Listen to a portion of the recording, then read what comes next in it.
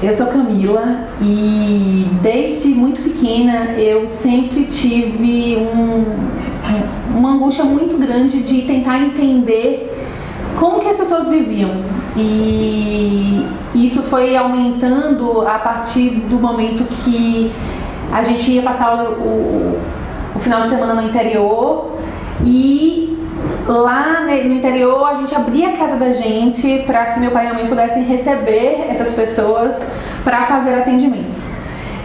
Às vezes subia um ônibus de pessoas e eu ficava impressionada com aquilo, de como que as pessoas podiam precisar tanto daquele atendimento.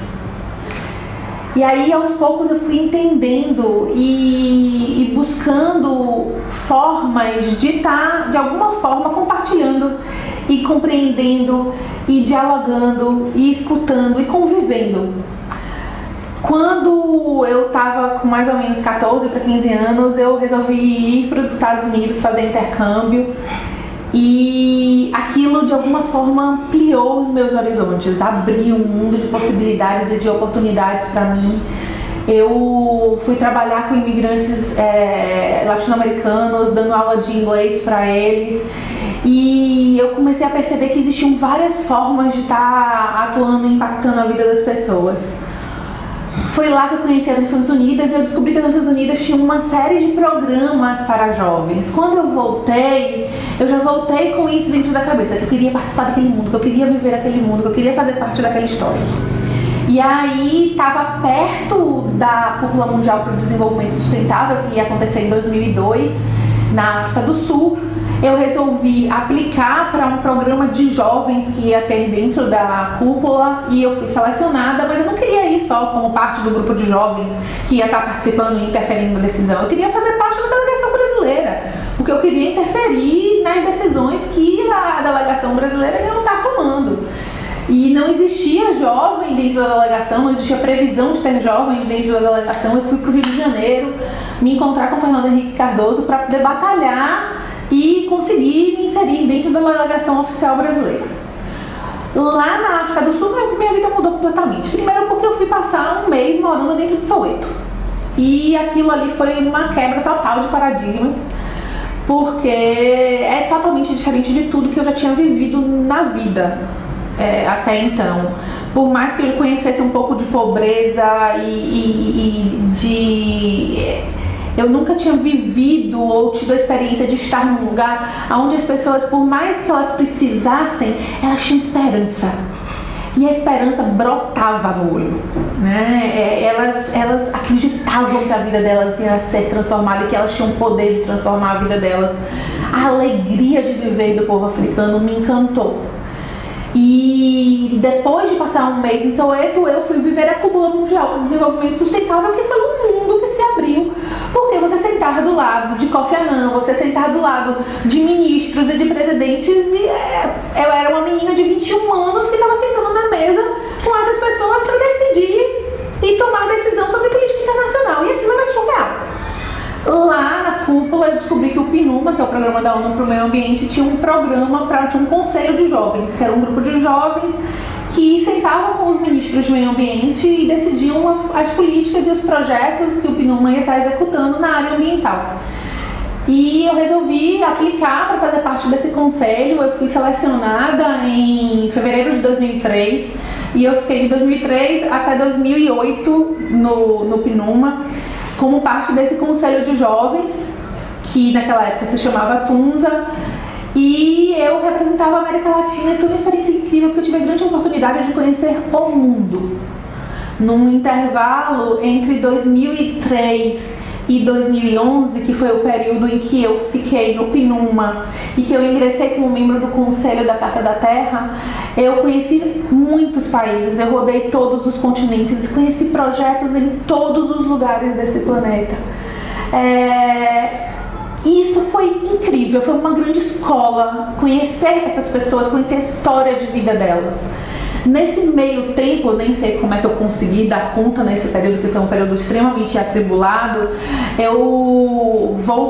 Aqui no Brasil, em 2003, a gente começou um movimento de juventude pelo meio ambiente muito forte, a construção da rede de juventude pelo meio ambiente, a construção do Conselho Nacional de Juventude, e eu fui me envolvendo em todos os movimentos que eu podia, e que eu me conectando com todas as pessoas que eu conseguia e interferindo da melhor forma.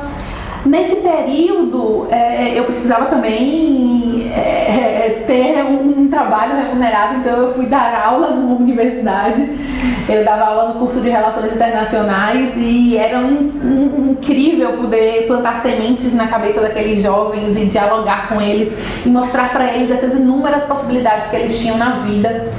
Em 2006, também nesse emaranhado aí de tempo, que se multiplicava naquela época, eu, junto com um grupo de amigos, a gente criou o Instituto Diversidade, uma organização não governamental. Naquela época, o nosso foco era empoderar lideranças comunitárias. O ID, em 2014, se transformou na SER, que hoje segue atuando, focada em inovação social, sustentabilidade, atuando muito com empreendedorismo social e com monitoramento e avaliação de impacto, porque a gente entende que não dá apenas para a gente executar os projetos se a gente não avalia, se a gente não monitora, e a gente entende direitinho como que esse impacto efetivamente está acontecendo, e de que forma que a gente pode potencializar ele. A gente, nesse período aí, atuou em 23 municípios do estado da Bahia. Foram mais de 5 mil pessoas impactadas e muitas histórias de superação, casais de agricultores familiares que não tinham absolutamente nada quando a gente começou a trabalhar com eles e que hoje têm 9 hectares de terra, estão plantando, estão vendendo, puderam trazer seus filhos de volta para dentro de casa. Jovens que descobriram que podiam empreender e que transformaram a vida de suas famílias. Então tem muitas histórias gratificantes. A gente criou durante um tempo uma casa em Salvador que acolheu pessoas que queriam promover inovação social dentro da cidade e que foi realmente um marco para a expansão desse setor na Bahia, eu posso dizer. Então, nesse período aí, essa carreira que já vão aí quase 16 anos atuando e transformando, o que eu descobri é que minha grande missão é transformar a vida das pessoas.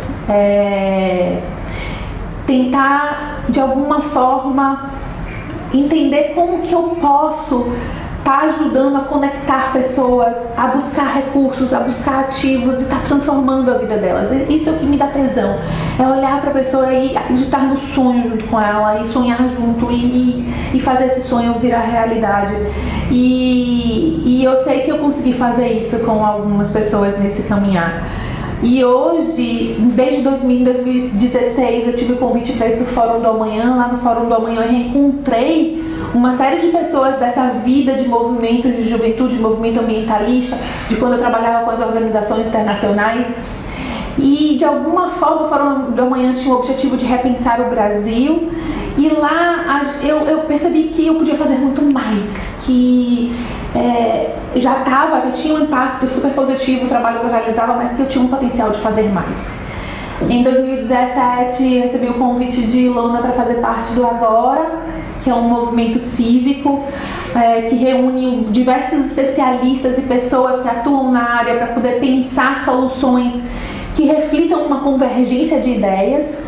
E desde então eu venho atuando ativamente dentro do Agora. Em dezembro de 2017 eu fui selecionada para fazer parte do Renova BR, que é um programa de formação para novas lideranças públicas. E agora em março eu passei a fazer parte do grupo, do coletivo de lideranças públicas da Fundação Lehman, com a RAPS, que é a Rede de Ação Política pela Sustentabilidade. E dentro de todos esses movimentos, o meu grande desejo é entender de que forma que eu posso ter um impacto maior, de que forma que eu posso colaborar mais, de que forma que eu posso...